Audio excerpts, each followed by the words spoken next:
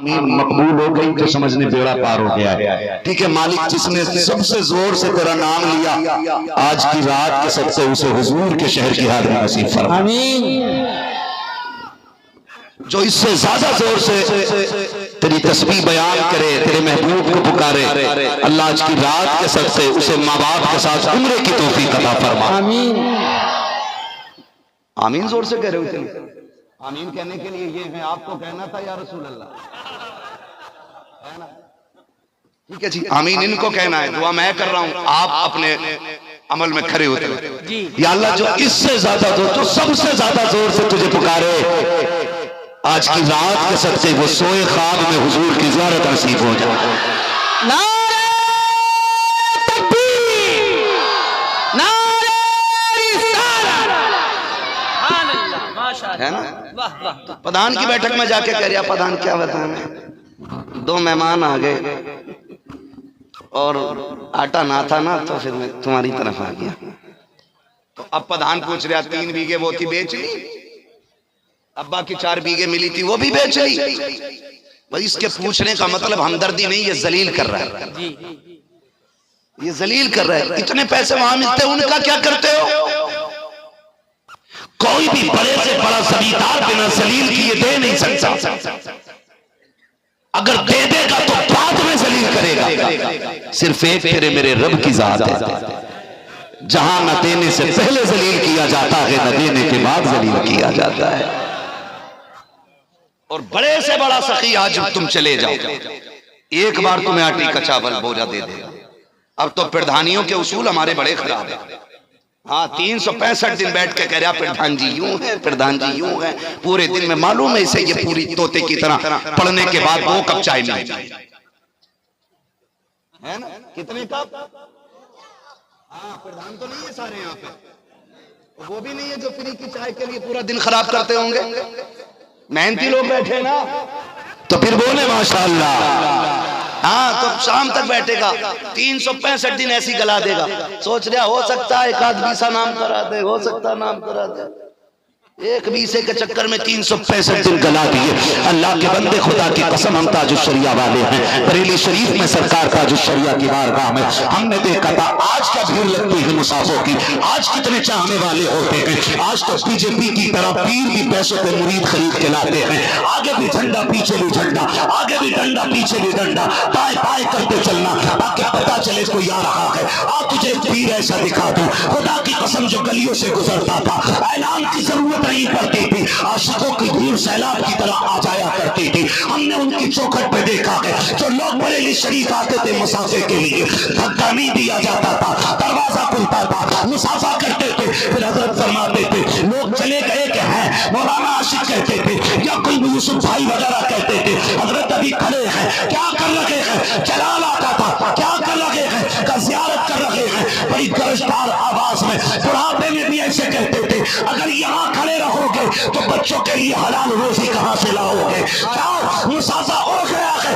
अब जाके बच्चों को हराम के लुकमों का इंतजाम करो, हलाल के लुकमों का इंतजाम करो। वाह वाह वाह, दर्द होता है हलाल लुकमों का, क्या बात है, फिक्र होती है। वाह वाह, ख्याल कीजिएगा किसी का वक्त अपनी बैठक पे जाया न करना।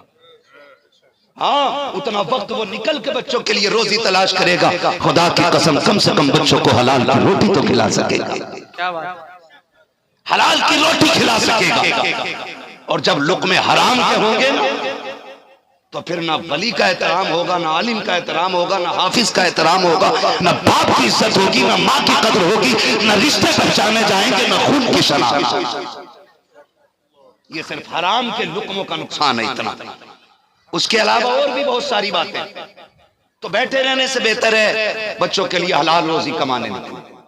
हमारा रब बड़ा करीम है, हमें मांगना नहीं आया, मांगने का ढंग होना चाहिए, ढंग होना चाहिए।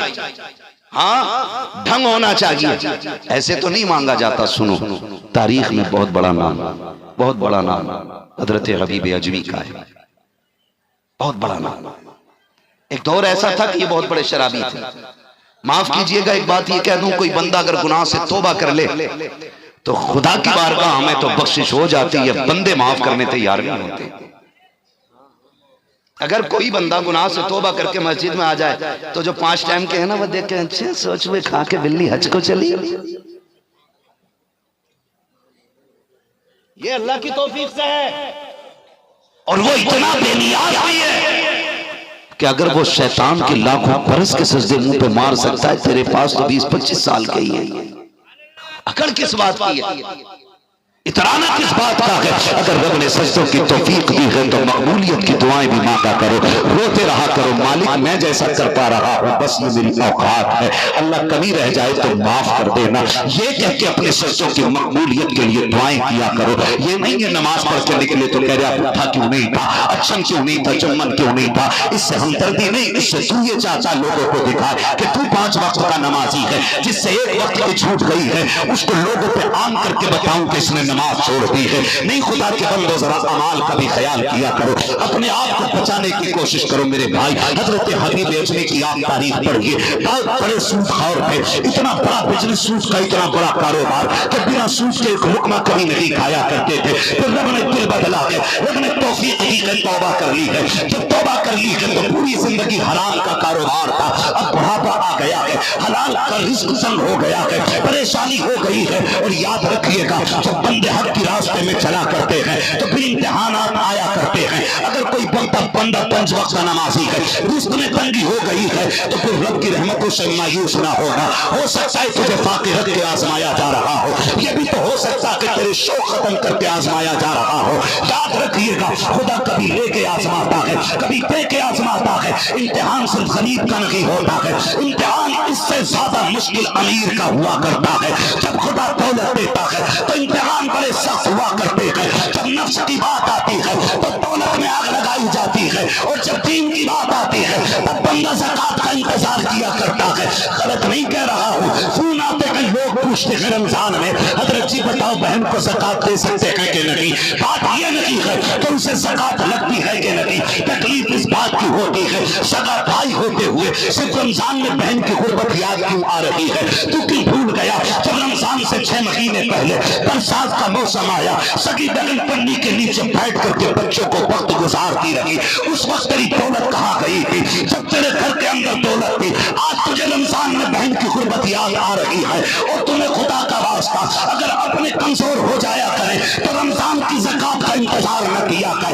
अल्लाह ने तुझे दौलत से नवाजा है तो जो पैसा तेरे बच्चे खा रहे हैं उसी पैसे को उठा जाके बहन की गोद में डाल दे। खुदा की कसम अगर अल्लाह राजी हो गया तो शायद तेरी ज़कात को इतना सवाब न मिले जितना बहन की मदद करने पे अल्लाह तुझको सवाब अता।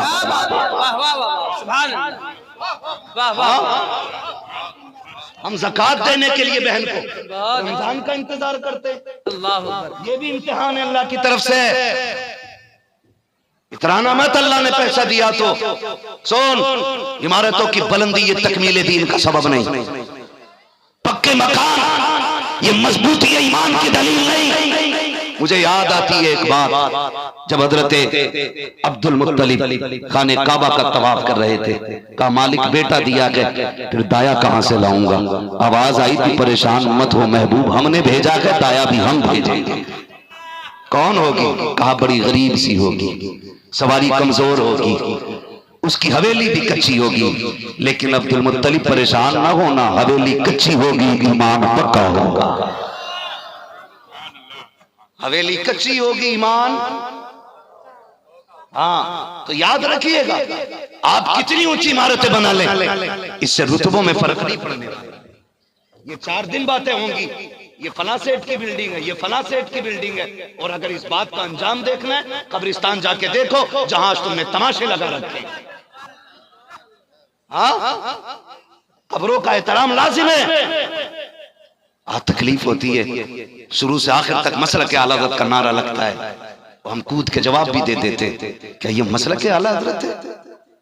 खुद मुझे बताओ अभी एंट्री आपके गांव में हुई, गानों की आवाज इतनी तेज थी कि जहां बैठे हुए थे वहां बैठना मुश्किल था। मुझे बताओ तो सही, क्या उर्सों का यही मतलब होता है? क्या बुजुर्गों की महफिल का यही मतलब होता है? अगर अल्लाह इजाजत देता और अगर दस्तूर उसका ये ना होता, खुदा की कसम तो मैं साहिब मज़ार के मज़ार पे जाता, आवाज दे के बाहर बुलाता, तेरा हाथ पकड़ के उनके हाथ में दे के पूछता, बताओ तो सही, क्या तुम्हारा मज़ार यूं ही बना है? क्या तुमने कब्रिस्तानों की बेहुरमती की थी, या तुमने जिंदगी में मेले किए थे, या तमाशों में वक्त काटा था, या बेटियों के साथ झूले झूले थे? इनके मज़ार से आज भी आवाज आएगी, नादान क्या बात कर रहा है? खुदा की कसम हमने जिंदगी खुदा के नाम कर दी है, तो खुदा ने कायनात हमारे नाम की है। हाँ, वाह वाह, याद रखिएगा, बचना कोई नहीं है। जो तराजू लगेगी ना, एक एक तोला जाएगा, एक एक तोला जाएगा। और अगर कोई तुम्हें झूठी जन्नत बांट के गया है ना, उसका टिकट, उसका नंबर मुझे भी देना, मुझे भी उससे फ्री की जन्नत चाहिए। मैंने तो ये पढ़ा, जन्नत बड़ी मुश्किल है जी, फ्री बांटने वाले मिल जाएं तो मुझे भी दो। अगर जन्नत इतनी सस्ती होती, मेरा नबी गारों में जाके आंसू न बहाता। अल्लाह अल्लाह अल्लाह। मेरे भाई, जन्नत बहुत मुश्किल है, दिल दुख रहा है। आज हालात क्या है जानते हो? वो फिलिस्तीन जो क़िबला अव्वल बैतुल मुक़द्दस, जहां से मेरे नबी ने मेराज के लिए उड़ान शुरू की, उस जमीन को आज मस्जिद अक्सा के नाम से दुनिया जानती है। मैं ज्यादा तफसील में जाना नहीं चाहता, सिर्फ एक बात कहना चाहता हूं। कुछ दिन पहले मुझे बता रहे थे लोग, बड़ी तारीफ कर रहे थे, ये पूरा पाकिस्तान है। मैंने कहा अमल से तो पाकिस्तान नहीं लगता। डॉक्टर इकबाल की बात याद आ रही थी, यूं तो सैयद भी हो, मिर्जा भी हो, अफगान भी हो, तुम सभी कुछ हो, बताओ कि मुसलमान भी हो जी। करो बर्दाश्त, अब मेरी बात है। मैं आईना हूं, दिखाऊंगा दाग चेहरे के, जिसे खराब लगे सामने से हट जाए। कोई मसला नहीं है मुझे, बस इतना मेरी बात सुन लें। उस अर्ज़ मुक़द्दस की कहानी दुनिया अखबारों में पढ़ रही है, उनके बयानात आते हैं। जानते हैं, जब इंटरव्यू में किसी ने एक बच्ची से पूछा था कि तुम हर वक्त नकाब में क्यों रहती हो, उसने कहा था हम सोते भी नकाब में हैं। कहा क्योंकि पता नहीं कब इजराइल का बम आए और हमारी इमारत को गिरा दे और लोग हमारी लाशें निकालने आए, खुदा ना करे हमारे जिस्म पे किसी गैर महरम की नजर पड़ जाए। ओ भाई, इसे हया कहते हैं और इसे इस्लाम कहते हैं। अल्लाह उन माओं के तकद्दुस का सदका हमारी माओं को अता करे। आमीन। हाँ, उसने कहा था इसलिए नकाब पहन के सोचे हैं कि कहीं लाश बन के हम उठाए जाएं, हमारे बदन पे किसी गैर की नजर न पड़ जाए। आज मैं पूछना चाहता हूँ, खुदा का वास्ता जरा सोचो तो सही, वो तो लाश की तैयारी भी इतनी पक्की करके बैठी है कि बदन पे गैर महरम की नजर न पड़ने पाए। जिनके घरों की इमारतें और बिल्डिंगें बड़ी मजबूत हैं, आज उनके बदन के कपड़े उनके बदन को क्यों नहीं बचाता रहे हैं? मैं पूछना चाहता हूँ, क्या सिर्फ कहने से कोई कलीज़े फातिमा हो सकती है? क्या सिर्फ बोलने से कोई कलीज़े फातिमा हो सकती है? एक एक बंदे की गारंटी के साथ कह सकता हूँ, जागिर हो, पढ़ा लिखा हो, आलिम हो या गैर आलिम हो, खास हो के अवाम हो, कोई ये पसंद नहीं करेगा कि मेरी माँ बदअमल होनी चाहिए, मेरी माँ बदकिरदार होनी चाहिए। हर शख्स ऐसी माँ चाहता है कि लोग जिसके किरदार के चर्चे करें, जिसकी बादशाही की बातें करें। वो भाई, हमारे बस में ना था कि हम अपनी माँ को बादशाह पैदाइशी बना लेते, लेकिन इतना तो बस में है, अगर कोशिश करेंगे तो आने वाली बच्चों को, आने वाली नस्लों को बादशाह माँ दे सकते हैं, नेक माँ दे सकते हैं, ताज्जुदगुजार माँ दे सकते हैं। आज दुनिया चीख रही है, दुनिया तड़प रही है, मालिक क्यों नहीं उठता कोई फलस्तीन के लिए, क्यों नहीं आवाज करता है कोई फलस्तीन के लिए? मुझे बता के और आपको भी बता दो, जिस दिन सलाहुद्दीन अय्यूबी ने बैतुल मुक़द्दस को फतह किया था, दुश्मनों के सामने खड़ा था, तो एक यहूदी ने आंखों में आके डाल के कहा था, क्या सोच रहे हो सलाहुद्दीन का रब का शुक्र है, रब ने इसकी फतह मेरे हाथ पे रखी है। अल्लाह अकबर। उसने कहा था, सलाहुद्दीन जितना खुश होना के हो लो, कुछ दिन की बात है, फिर हमारा कब्जा होगा, बैतुल मुक़द्दस फिर हमारा होगा। तब सलाहुद्दीन अय्यूबी ने कहा था, आज अगर तुम्हारा था, रब ने मुझे भेज दिया है, फिर तुम पे जाएगा, फिर खुदा किसी सलाहुद्दीन अय्यूबी को पैदा फरमा देगा। ये बात किसने कही? सलाहुद्दीन अय्यूबी ने। तवज्जो है ना, करो बर्दाश्त। कहा था कि आज मैं नहीं रहूंगा, कल फिर कोई और सलाहुद्दीन आएगा। तो जानते हो उस यहूदी ने क्या कहा था? उसने कहा था सलाहुद्दीन कसम खाते अब कयामत तक इस कौम में कोई दूसरा सलाहुद्दीन अय्यूबी पैदा नहीं होने देंगे। क्या कहा था उसने? हम तुम्हारी कौम में कोई सलाहुद्दीन पैदा नहीं होने देंगे। आपने कहा कैसे रोकेगा? उसने कहा कि सलाहुद्दीन पैदा होने के लिए माए सैयदा ज़ैनब की कनीज होनी चाहिए। हाँ, उसने कहा था सलाहुद्दीन होने के लिए बेटे को माँ को राबिया बसरिया के दर की चौखट का दरबान बनना पड़ेगा। और उसने कहा था हम तुम्हारी कौम से ये तकद्दुस छीन लेंगे। और उन्होंने छीन लिया। आप लाख टोपी लगा के नारे लगाते रहो, वो छीन चुके हैं। मैं कह रहा हूं पूरी जिम्मेदारी के साथ वो छीन चुके हैं। आप कहेंगे कैसे? तो सुनो, जो पूरी कौम गानों से दूर थी आज हर घर में गाने चल रहे हैं। और कैसे छीनेगा? और कैसे छीनेगा? जिस कौम की बेटी एक बार गैर की नजर पड़ने पे अपनी आंखें निकाल देती थी, आज वही बेटी घंटों घंटों गैर के साथ होटल में चाय पी रही है। और कैसे छीनेगा बताओ? ये काला कपड़ा नकाब नहीं है, ये पर्दा नहीं है। चाहे 7,000 का खरीदो या 70,000 का खरीदो, पर्दा ये नहीं। पर्दा ये है कि एक भी कपड़ा ना हो फिर भी तेरे चेहरे पे गैर महरम की नजर नहीं पड़नी चाहिए। इसे पर्दा कहते हैं। क्या किया हमने? क्या किया? बुरा मत मानिए, ये तमाशा हमने किया है। जो बेटियां 364 दिन घर में थी, हमने एक दिन झूला लगा करके उन बेटियों को भी बाजार में लाकर खड़ा कर दिया। जिनको बाप ने किसी बहाने से नहीं निकलने दिया, तुमने मेले के बहाने से लाके खड़ा कर दिया रोड पे। और क्या करोगे तुम? इससे भी बुरे दिन देख रहे थे उम्मत को। मौलवी बोले तो ये बर्बाद कर रहे हैं। पुरानी सोच है हमारी। याद रखिएगा, जमाना कितनी भी तरक्की कर ले, जमाने को सुकून हुजूर के कदमों में बैठ करके मिलना। ये लिख लो मेरी बात।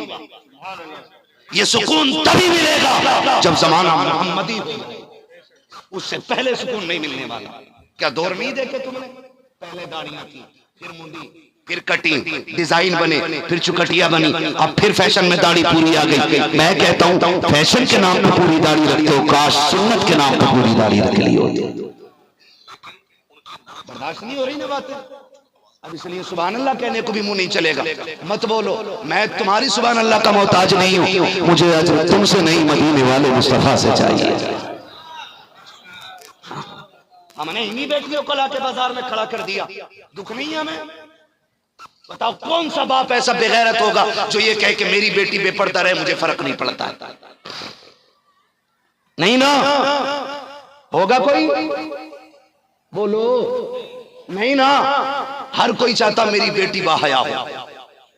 सबकी ये तमन्ना होती है मेरी बेटी कनीज़े फातिमा ज़हरा बने। ओ मेरे भाई, दीन की जिम्मेदारी सिर्फ उलमा के कांधे पे नहीं, आपके कांधे पे, सबके कांधे पे। ये मत सोचो उलमा सुधारेंगे, ये सोच के काम करो कि जो दीन की जिम्मेदारी मेरी आई है वो मुझे करना है, मुझे करना है, ताकि कयामत में अगर सैयदा कहे मेरे बेटों ने दीन के लिए खून दिया था, बता तूने क्या दिया, तो कम से कम कह देना मैं कुछ दे सका न दे सका, अपनी नस्ल को मुस्तफा के दर का गुलाम बना के आया। सुभान अल्लाह, वाह वाह वाह, कम से कम। अब कहते जी कैसे संवारें, कैसे रोकें, सरकार रही सुलत किया, हुजूर सरकार वैसे मुस्तफा वास्ती एक दिन फरमाने लगे, कहने लगे मुफ्ती साहब बड़ा काम लगता है ना इस इलाके में। मैंने कहा जी। फरमाने लगे कोई बड़ा काम नहीं, अगर हर बंदा सिर्फ अपना घर संवार ले पूरा जमाना संवर जाएगा। हर बंदा सिर्फ अपना घर संवार ले। मैं यहां बोलने से पहले अपना घर संवार, अपनी बहन बेटी को पर्दे में रखूं, तब देखो खुदा की कसम कितनी जल्दी मुआशरा संवरता है। हम कोई फर्क नहीं पड़ता, मुझे मेरी कब्र में लेटना, आपको आपकी में लेटना, आपको आपकी कब्र में लेटना। ओ भाई मौलवी गाली नहीं देता, अमल कुछ ऐसे हो जाते हैं जो गाली लगते हैं, नहीं देते हम गाली, लेकिन बातें कुछ ऐसी होती, माफ कीजिएगा। ये हमारे उलमा, ये जिम्मेदार हजरात, ये अगर नमाज जनाजा न पढ़ाएं तो क्या दिन में छुट्टी कर दोगे? कितने दिन में निकाल दोगे? 10 बजे नहीं पढ़ाई तो जोहर में दूसरा इमाम हो। और इमामों से भी गुजारिश है मेरी थोड़ी सी, कतई तुम भी फ्री के बैंगन बन के ना बैठा करो। अभी पता चले उसका हिसाब हो रहा तो 2 गांव में आके पहले ही बैठ जा, मैं पढ़ा लूं मैं पढ़ा लूं। इतने सस्ते ना बनो। अगर कौम की गलती की बुनियाद पर इमाम गया है तो कतई मत जाओ जब तक उस इलाके का बड़ा आलिम तुम्हें ना मिले। और ये कौम अपनी खता को जाकर के उस बड़े आलिम की बारगाह में रखे और फिर माफी मांगे, आज के बाद किसी के साथ इस तरह की हरकत नहीं करेंगे, फिर तू वहां जा। वाह वाह। लेकिन हम खुद इतने ठलुए, अभी निकला नहीं, रजिस्टर खुला हुआ है तो जाके 3 ऐप बता दिया। मैंने भी सुना तावीज भी बेचे हैं ये। तो भाई ये सही बता रहा हूं। वो क्या बोलते हैं आपस में जो 2 बीवियां होती हैं, क्या रिश्ता है उनका? सौतन। सौतन वाली लड़ाई तो हमारे ही बीच में। फिर ये कौन टाइम से इज्जत क्यों देते? एक इमाम को इसलिए निकाल दिया गया कि 3 दिन उसकी बेटी आईसीयू में थी और वो बेटी के पास था। आया तो लोगों ने कहा इमाम साहब तो आ गए ये, अब आप अपना सामान लो और चले जाओ। तो मैं उस बेगैरत इमाम से पूछता हूं, आज इसकी बेटी थी, क्या कल तेरी बेटी अस्पताल नहीं जाएगी? आज इसके आगे मजबूरी थी, कल तेरे आगे नहीं होगी। कल जब यही कौम तेरे साथ ये करेगी फिर रोता हुआ जाएगा, मुफ्ती साहब कौम ऐसी है कौम वैसी है। ओ भाई शेर सुन, अब तो न छेड़ है गनी, आदतें सब बिगड़ गई, मेरे करीब पहले ही लुकमा तर खिलाएगी। मीठा मीठा खाने की आदत तुम्ही ने तो डाली ना, तो रवैये बदले अपने। मैं क्या बात कर रहा था आपसे, अगर इमाम फजर ना नमाज जनाजा ना पढ़ाए, अगले टाइम में इमाम की बोले, इतना तो बोल ही लो जितना मस्जिद की सफों में बैठ के बोलते हो। क्या बात? ना पढ़ाए तो छुट्टी, क्यों कि मेरे अब्बा की जनाजा ही नहीं पढ़ाया। इसे कई इमाम इसलिए निकाल दिए गए कि मुक्तदी का अब्बा देवबंदी था, इमाम ने पढ़ाई नहीं, या सुड़े कुल्ली था इसलिए नहीं पढ़ाई। इन्हें निकालो, मेरा अब्बा पक्का जन्नती था, राज अल्लाह अकबर कबीरा। सारी बशारतें दे रहा है। एक मुझसे कह रहे हजरत मेरे अब्बा ना निरे ही नेक थे। क्यों? कहा कि जो भी आता था उसे पानी पिलाते थे। तो मैंने कहा तेरे पड़ोसी ने ये भी तो बताया तेरे अब्बा ने 4 बीघे करीब की दवा रखी थी। पूरी जिंदगी जमजम भी बांटा ना तेरा बाप, और बीघा नहीं है 20 दबा रखी है। उस वक्त तक अल्लाह जन्नत नहीं देगा जब तक उस 20 वाले का हिसाब नहीं दिलाएगा। वाह वाह वाह, बेशक बेशक। मरने के बाद सारी नेकी याद आती, अब्बा जन्नती था मेरा। ओ भाई जीते जी ऐसे अमल कर लो कि लोग खुद कहे वो जन्नती का जनाजा जा रहा है। ऐसे काम कर जाओ कि लोग तुम्हारे जनाजे पे जन्नती होने की बातें करें। वरना हमने तो देखा लोग कंधा देते देते हंसते, पूछो क्यों हंसा था, कहा अच्छा हुआ चला गया।